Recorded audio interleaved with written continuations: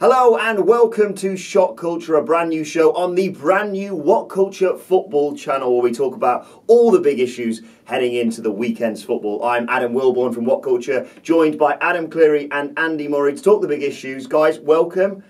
And let's start off with the big issue heading into this weekend. Has Sergio Aguero cost Man City the league with his Amsterdam antics? I'm going to go first. No, but he's given them an excuse.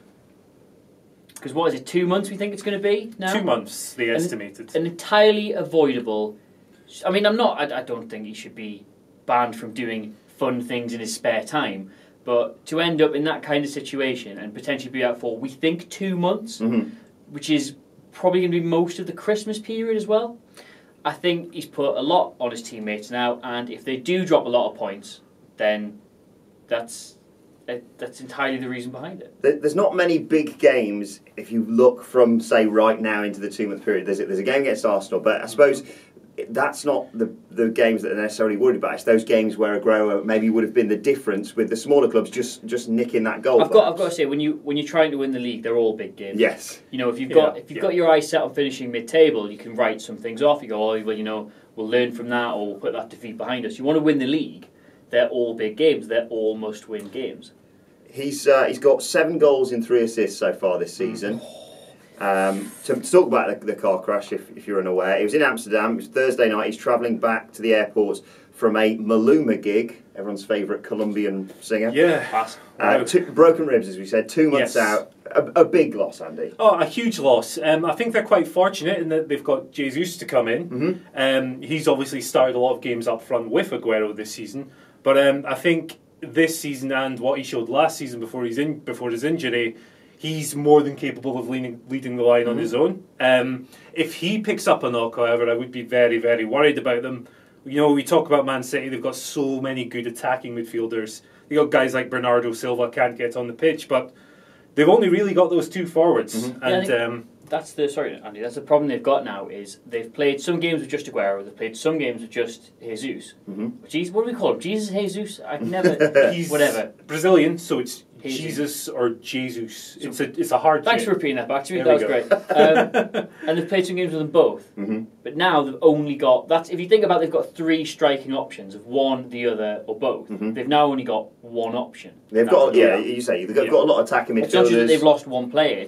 They've lost their 2 most viable lineups now.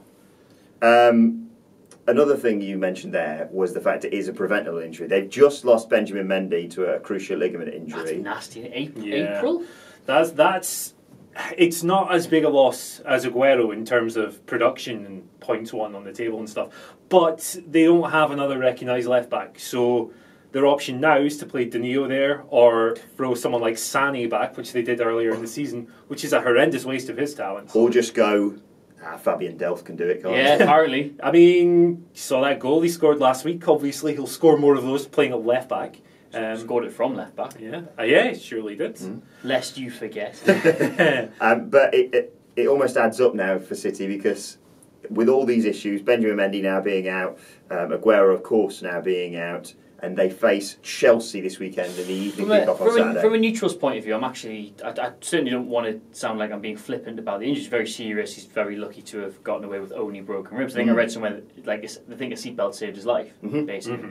And I don't want to sort of seem that I'm being like lighthearted about this, but from a neutral's point of view, it's going to make the league a bit more interesting because Man City should absolutely dry bum their way to the title this year with no prisoners. Yeah, was it 5, 6, and 5 in? Yeah, they've scored nothing conceded. 21 goals in 6 league games. The supporting players alongside Aguero, as we've mentioned, I don't know what to call him now, Jesus, and Sterling as well. Sterling's got 6 goals so far this season in all competitions. But like you say, that one man, and also a player like Aguero, who in games against big teams like Chelsea always seem to turn up. Yep. Yeah.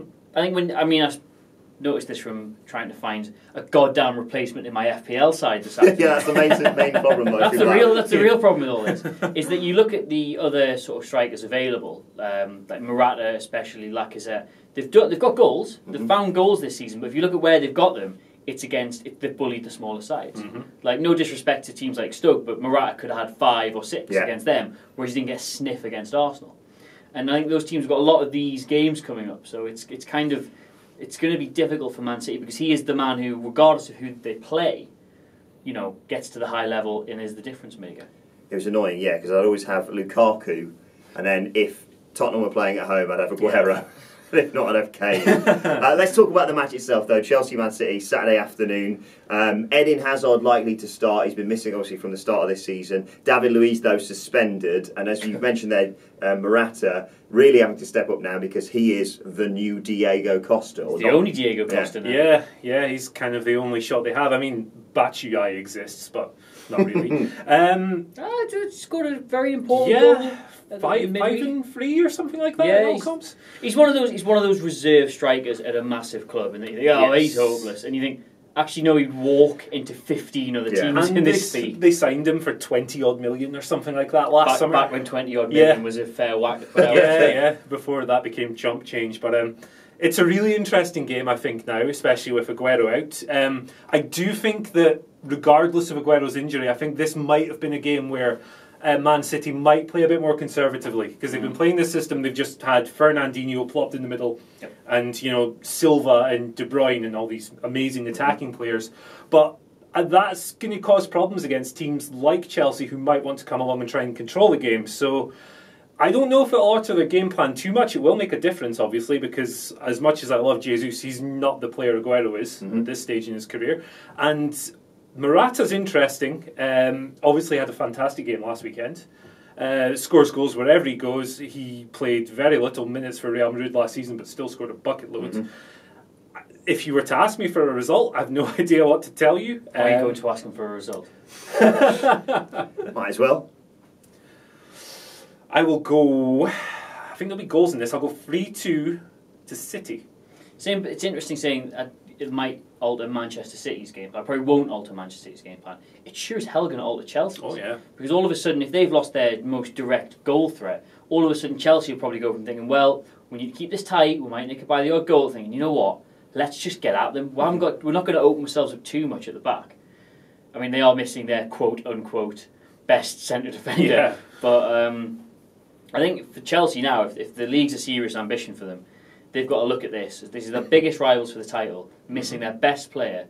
If they can, in his first game out, strike a blow against them, take points away from them, all of a sudden the psychological edge shifts back, like, oh, they're going to need Aguero back. Oh, can they pick up enough points to stay in touching distance? It's hugely significant, this game. I mean, it was already, and it's two of the top teams playing each other, but now this could set the tone for the rest of the title race. If Chelsea get the upper hand now, and Aguero City are missing their best player, all of a sudden it's can City stay with Chelsea rather than can Chelsea stay with City. I think 1-0. Yeah, I think it's going to be a very even game, as you said, for those exact reasons in terms of them missing Aguero. I think this is going to be one of those games where benches play a key point, and players coming on from the bench, and I think the strength in depth, maybe not throughout the season, but certainly for now for City, even despite these injuries, with players like Sane that they've just been able to bring on in some games, I think that could be key. I'm going to go 2-1 City. Let's go next to Manchester United, the closest challengers to Manchester City, against Crystal Palace. 3 o'clock kick-off on a Saturday. I can't even think about Crystal Palace without sort of wincing slightly, or my shoulder muscles tensing up. How much of a hammering is this going to be? I don't think it will be a hammering. I think people are going to get carried away with this because they didn't get, despite what the scoreline suggests, they didn't get hammered off Man City. They were in contention for a long part of that game. They could have scored themselves, and then the goals came, the heads went down, and the floodgates opened. I've supported teams that happens to a lot. All right, I mean, as a Newcastle fan, I've seen it happen a lot, and you come away thinking, I didn't deserve that. I didn't deserve to get beat that badly. There's good players in Crystal Palace. Roy Hodgson is, despite what many England fans think, not the worst manager in the world. No. I think you're going to start seeing here an upturn in performance, if not necessarily an upturn in result. I do think it's going to be far too late for them by the time they get to the other side of this run. They've got Chelsea after this, haven't they? Yes, Chelsea next up for but I think it's going to be closer than a lot of people, think. It's just one of those Premier League games, isn't it? Where a team that hasn't scored a goal, hasn't won in what we now 7 games in, just go and grind out a 1-1 or something. In a weird way, do you think with with Hodgson, it's almost a blessing in disguise that he gets these big games because he gets to come in, he gets to work out who he thinks his best players are, and people just write them off anyway. They know, right, you're playing City, United, Chelsea, you're going to lose all 3 games. Work out what you want this team to be playing when you're in games that matter. Yes, obviously they're already losing ground on the teams above them. Yeah, I completely agree with that. They've had such a horrendous start to the season that losing more games probably isn't great for morale. What morale at this stage? And Hodgson's doesn't really strike me as a new manager bounce kind of manager anyway. So I think that that's fair enough. They're not going to win these games anyway. Get them out of the way, and then once they get beyond that, they can think about maybe playing in a bit more of a It's easy for you to say. Fluid. That word, yeah, like a bit more of a thrustful way. Okay. Thrustful. I've said that again. Nice. And try and impose what they want to do on teams rather than sitting back and absorbing things. I think Hodgson. I think Hodgson will keep them up. I think he's a solid manager. I really do. What a pun. Episode 1. What odds can you get on that right now? I don't know. Next week, you need to be coming in here with a bet slip that says Crystal Palace to stay up. Otherwise, you don't get to make those kind I'll of... put my money where my mouth is, even if it's only £1. Speaking of bets, this is one of those most straightforward ones. Palace yet to score. They've conceded 13. United unbeaten, scored 17 and conceded twice. 1-1. 1-1. Imagine if Palace score, even if they're like 4-0 down, if they score. Thing is, I don't understand how this has happened because they're on course to... Well, I mean, as it stands, they're on course for 0 points this season. Yeah. Which would somehow eclipse Derby and Sunderland's meagre records at the bottom. Yeah. Look at this Crystal Palace side. Yeah. It's not... It's genuinely, that's a mid-table team. Yeah, absolutely. I know they've not spent well in regards of like defending. They've not really, solidified themselves at the back. But, Zaha's a good player. I know he's been missing in spells. Kabai's a good player. Kabai's a great player. MacArthur's a good player. Even guys like Punchin, Benteke. they're effective. Well, I think Benteke being out could be a bit of a blessing for them because it's going to force them to play slightly differently. And he's in terrible form at the moment as well. What, compared to his colleagues around him who are setting the world alight. The worrying thing for them is I did notice that they were looking at signing Carlton Cole. That's when you know you're desperate. To fill that void. So, jeez, that'll get them out of trouble 8 years ago. Yeah, maybe I'll retract that comment about them staying up. But I don't think it'll be as heavy a pasting as people are making out. I think it'll be quite taken. Lukaku scored 9 goals in all competitions. I think everyone's going to have him as fantasy football captain this week. Yes, so let's get past that. Let's talk about score predictions. Adam Cleary. 1-1. 2-0 United, but I think they'll come late. I'm going to go 3-1 with a consolation, but I'm really happy about it anyway. Spurs away at Huddersfield is the early kick-off on Saturday. Do you think Tottenham Hotspur, by the end of this season, are going to have a better away record than a home record, considering this Wembley hoodoo? I'm going to start. I enjoy this whole Wembley crack, but there's no, I don't think there's anything in it, really. I know if you look at their win ratio there, it's not good. I don't believe for a second there's some kind of mythical curse hanging over Tottenham when they play at Wembley. It's an unfortunate run of games, as I'm sure any team would find as they went to, as they bed in a new ground. You see time and again when teams move, they do have a dip in form, at least initially. But yeah, I mean, I'm gonna regret saying this, but I think they're going to comfortably coast against Huddersfield, and then but that's because they're away. I know, but then whenever the next home game is, I'm sure they'll just. I mean, if people say this is Wembley hoodoo, they smashed Dortmund. They played Dortmund off the park at Wembley. Yeah, battered them.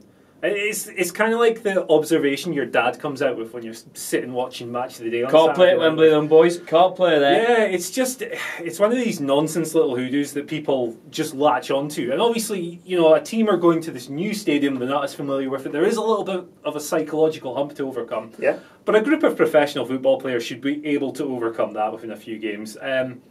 As things stand, you look at their home record in the league at the moment and you think, okay, they drew with Burnley and things like that, and that might seem to justify the little hoodoo for a lot of people, but I don't think it does. I think more than where they're playing their home games at the minute, the biggest concern for Spurs has got to be the form of Dele Alli. I think I've watched their last 3 televised games, and he's picked up a couple of assists here and there, granted, but I just think he looks bereft of confidence and ideas for the first. He's almost like sometimes he plays like he's supposed to be a midfielder who's been told to play as a striker. Yeah. In other games he looks like he's trying to play as a striker who's been told to play as a midfielder. He looks like he doesn't quite understand where he's meant to be on the pitch. And who was it, Swansea they have that 0-0 against? Yeah. He did nothing. He couldn't get anywhere near the ball. He was never in the right positions. I don't know what. I think it's maybe he's still quite young. Maybe he's been overexposed to first team football. Maybe they just need to take him out. But I mean, he really did drive them on for large parts last season, along with Kane. And I think probably a bigger problem at the minute is what do they do with him? And one of the annoying things as well is the news coming out today that Dele Alli has been banned for one match for England for his actions or his action. But it was just a Kyle Walker. Yes. Yeah. Just And the annoying thing is if he could have a performance against a smaller team in that game, then you could that could transfer to his league game. But obviously, that isn't going to be. I'm saying I get a hat trick against Huddersfield. Huddersfield unbeaten at home in the league. Yeah, but it's quite an interesting game in that there are two teams who play this high pressing style, like to try and dictate the game on their own terms. But Huddersfield in the Championship last season fell off really badly towards the end. Their players got exhausted. They couldn't keep up with Wagner's pace that he wanted them to set. I think that'll happen a lot sooner at this level. And I do think that Tottenham could really turn them over here. I think Huddersfield have some good players. The back line has looked very solid at times. The keeper has had a few fantastic games. And I was reading about Aaron Moy earlier on. Yeah. He is the key man for Huddersfield in terms of the fact that he has created twice as many chances than the rest of the players in the team. So if they can take him out of the game to Spurs, then it's kind of very one-dimensional for Huddersfield. Just sticks to Sogo on him, I'm sure. I think with the Kane in the form that he's in, Spurs winning all their away league games, I'm going to go for a 2-0 Spurs win. 3-0 Dele Alli. I will go 2-1 to Spurs, just to be different. Newcastle against Liverpool on Sunday afternoon. Totally impartial. Yeah, remove the bias from this. But I wrote this question as an impartial question. Can Newcastle nick something here against Liverpool? Because their defence, let's be honest, has been atrocious this season. History says yes. Even before they went down, Newcastle were in probably one of the best patches of form against Liverpool I think they've ever been in. Yeah. They won the last 2 home games, 4 unbeaten. And when Rafa took over and they were completely bereft of an ability to play away from home, and Liverpool were absolutely flying, he went and got a 2-2. So it's going to be a weird game in many respects. I imagine for a lot of people they're not really that bothered about the result. Like, it's a nice occasion. Both sets of fans still absolutely adore the manager. Mm-hmm. And historically, despite the amount of games and what Sky Sports would have you believe about the relationship between the two clubs, there are two sets of fans that get on remarkably well. At Liverpool have already said they're bringing huge donations to the club's food bank. That's great. Which I think is a lovely touch. But back to your question, Newcastle are quite capable of getting something here. It's just, as ever, whether or not they do. And is it as straightforward as a bad defence? Because they've won 1 out of 6 games this month, Liverpool. Yeah, that's the thing. Like, it's a game that if you think about it on paper and think about all these wonderful attacking players that Liverpool have, the idea of Newcastle beating them sounds a bit daft. But then you consider that defence's penchant for complete and utter calamity. And you've got jesters like Lovren and Klavan in that team, and they won't play together because that would be idiotic. But no, I think it is quite a simple question.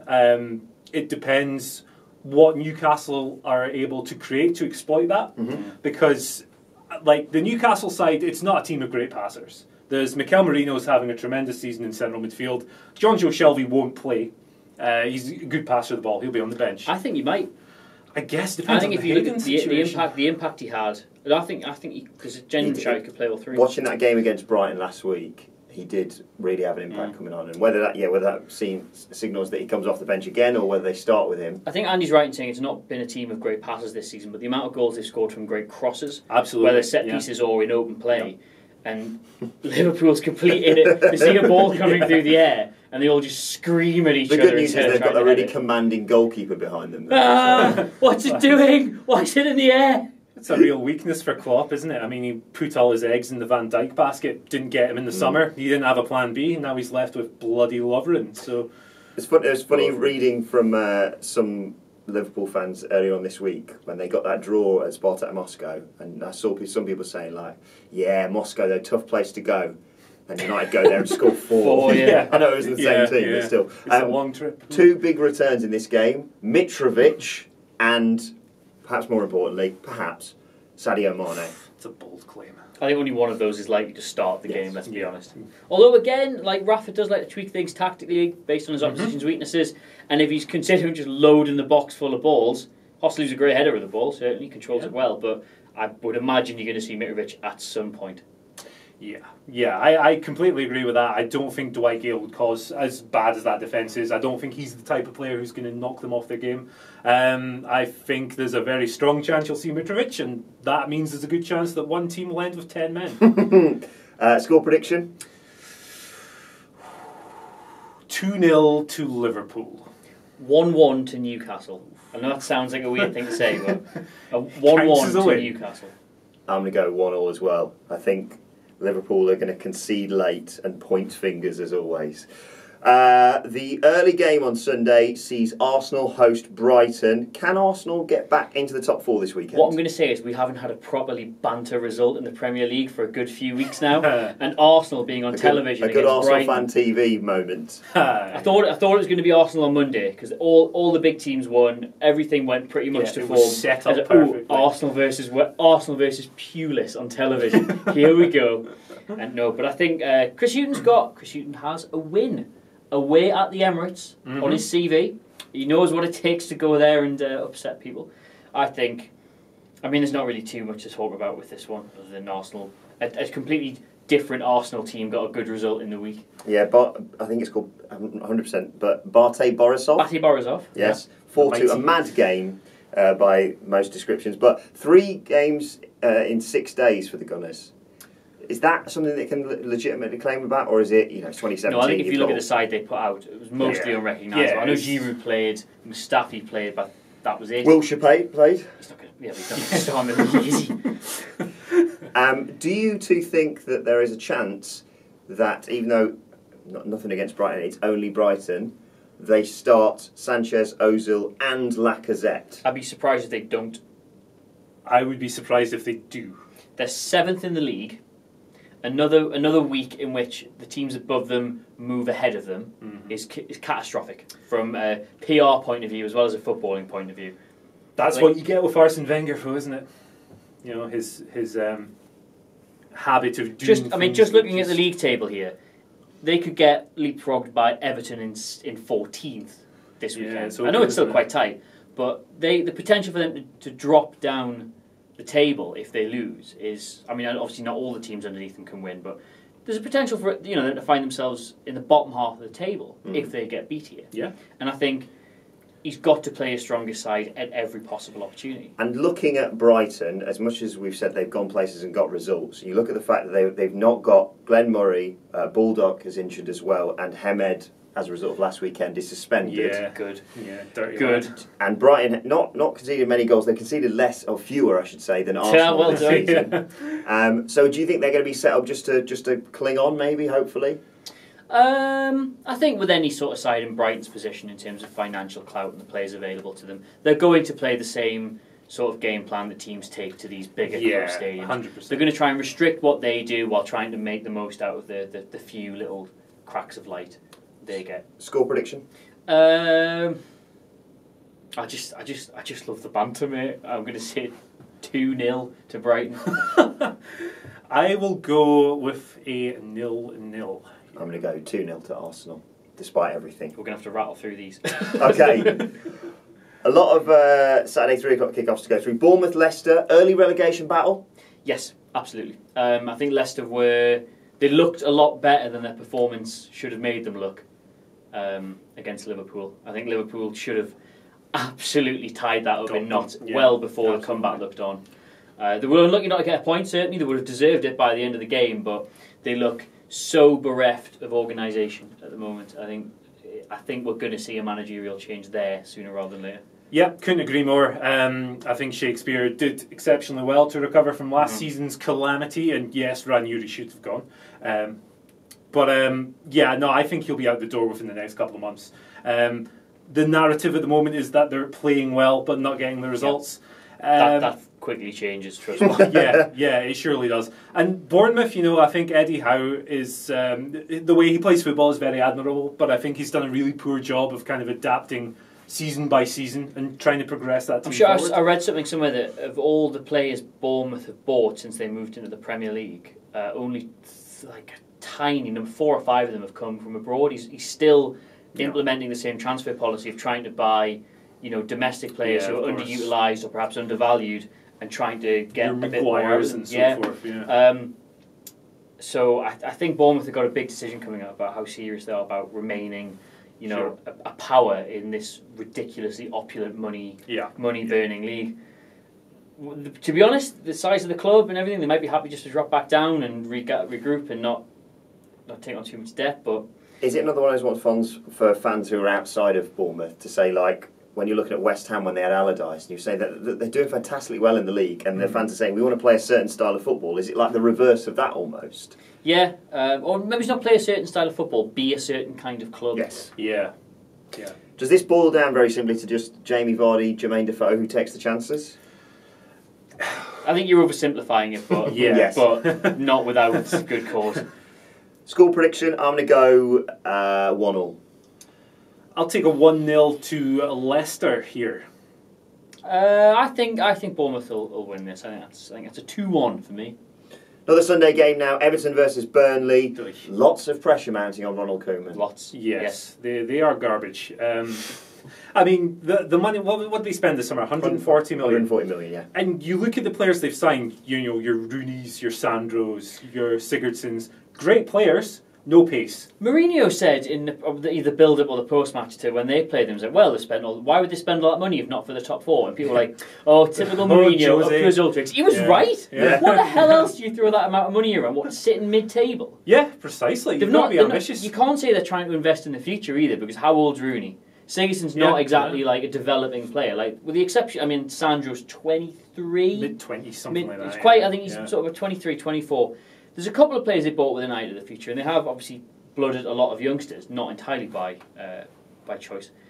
They're spending this money to establish themselves at the top of the league, and they look a million miles away from that right now.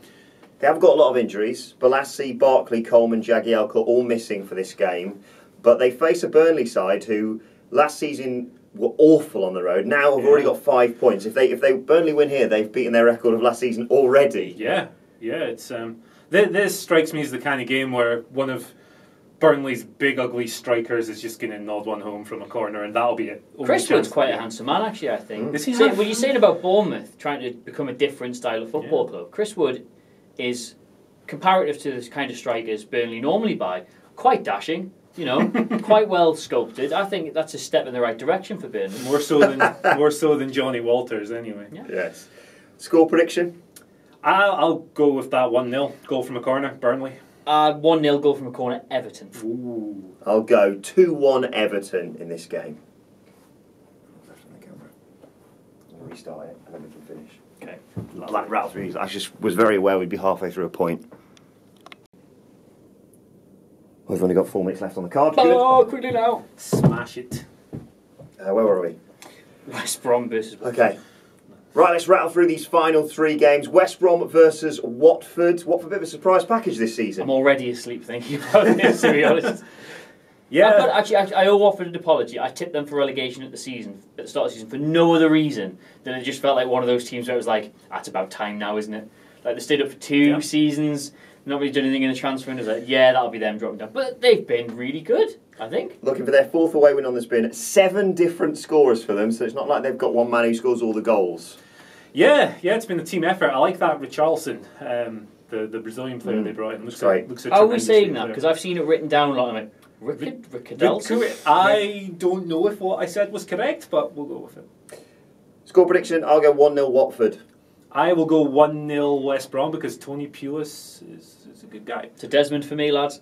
2-2. West Ham versus Swansea. Slavan Bilic, another manager under threat. There's people being linked with his job. Manuel Pellegrini, Rafa Benitez. Not, unfortunately, Super Jack Leicester, who's just become the new Chesterfield manager.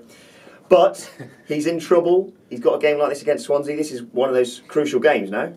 This is one of those fixtures you'd like as a manager in that sort of position. You would like Swansea, lowly cut adrift Swansea, who, to be fair, they got a point at Wembley.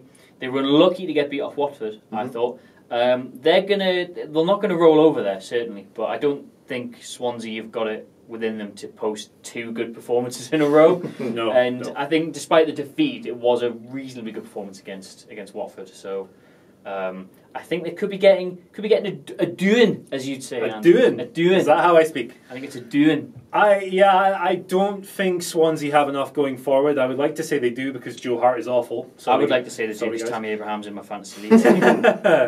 But I mean, Tom Carroll's got big shoes to fill there in Sigurdsson's place, and yeah, West Ham are pretty atrocious. This game to me really is just a coin flip as to who's going to win. On another occasion, we will talk about the big man, little man thing at West Ham because I know you want to talk about that. But for now, score prediction, I'll go 1-1. I too will go 1-1.